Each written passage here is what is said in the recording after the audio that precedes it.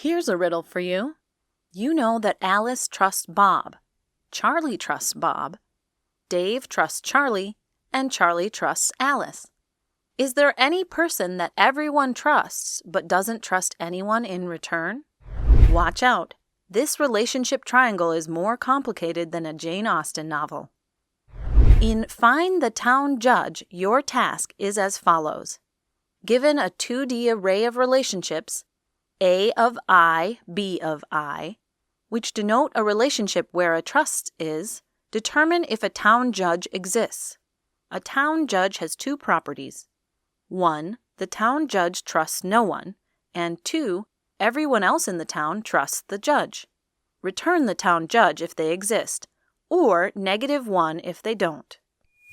With our task in mind, we can get started.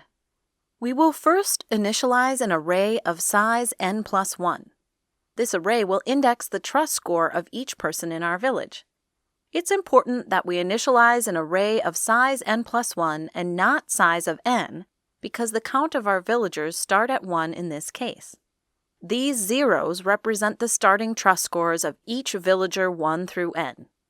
The first element will not be used but is needed to keep the indexing of the array correct.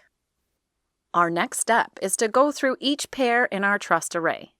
We can think of trust scoring as a kind of give and take. When you trust someone, you are giving your trust to them. So in a sense, you take trust you have and give it to someone else.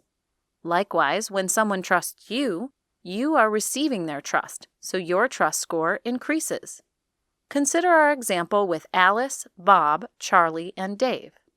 Alice trusts Bob, so Alice's score goes down by 1, and Bob's score goes up by 1. The exchange is similar between Charlie and Bob, Dave and Charlie and Alice. The final step is to check whether anyone's trust score is high enough to be the judge. In particular, we would like to see if anyone's trust score equals n-1. This would mean that everyone, except themselves, trusts that person, while they do not trust anyone else. Should we find that person, we will return them. However, in our example, the highest score earned was a 2. Therefore, no one is the judge, and we return -1. Finally, let's consider the time and space complexity of this algorithm. Since we must traverse through the list of trust relationships and n people, our time complexity is O of n. Likewise, since we must initialize a trust score array of size n+1, our space complexity is also O of n. Our riddle is solved. Subscribe for more silly riddles, serious Leetcode content, and we will see you next time.